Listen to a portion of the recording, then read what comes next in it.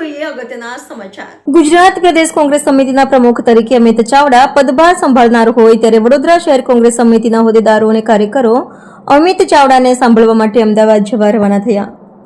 ગુજરાત કોંગ્રેસ પ્રદેશ પ્રમુખનો પદભાર સંભાળ્યા બાદ અમિત ચાવડા આજે દિલ્હીથી અમદાવાદ પરત ફર્યા હતા।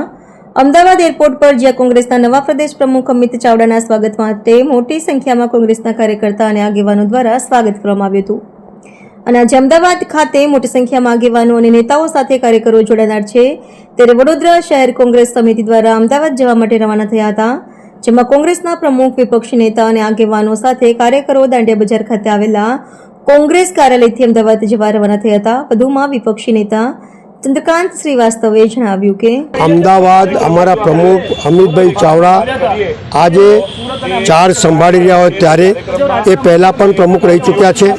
એમના કામ કરવાની પદ્ધતિ નાનાથી નાના માણસને જોડવાની છે અને એટલા જ માટે તમામ કાર્યકર્તા ત્યાં જઈ રહ્યા છે। હવે આગામી સમયની અંદર કોર્પોરેશનની ચૂંટણી છે એટલે તાકાતથી આખા ગુજરાતમાંથી લોકો ભેગા થશે। કોંગ્રેસ પાર્ટીની તાકાત શું છે એ આજે મંચ ઉપર ખબર પડશે, ચાર્જ લેશે અને પછી કારભાર લીધા પછી આખા ગુજરાતની અંદર ફરશે। પણ તમામ કાર્યકર્તાની ફરજ છે એ જગ્યા પર જાય, એમને એમની વાત સાંભળે અને કોંગ્રેસ પાર્ટીનો એક એક કાર્યકર્તા કોંગ્રેસ પાર્ટીને કઈ રીતે મજબૂત કરે એ પ્રમાણેની કાર્યવાહી કરે, એ પ્રમાણેનું આજે જ્યારે ચાર્જ લેશે ત્યારે એ કહેવાના છે। કેટલો ભરોસો છે અમિતભાઈના નેતૃત્વ પર? ભરોસો ને નહીં ભરોસો એવું હોતું નથી। એક વિચારધારા લઈને આગળ વધી રહ્યા છે। कोई झूठा वादा नहीं, कोई को गुमराह नहीं करने का। जो मंच पे राहुल गांधी बोलता है, राहुल जी जब बोलते हैं तो वो सच निकलती है। जो बोलना और करने में फर्क नहीं है, अँ बोलवाना करवामां ज फर्क है।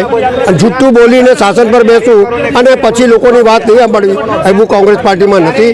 કોંગ્રેસ પાર્ટીમાં નાનાથી નાના માણસની અવાજ બુલંદ થાય, સંભળાય અને આ દેશને મજબૂત કરવા તરફ આગળ અમે લોકો વધી રહ્યા છીએ।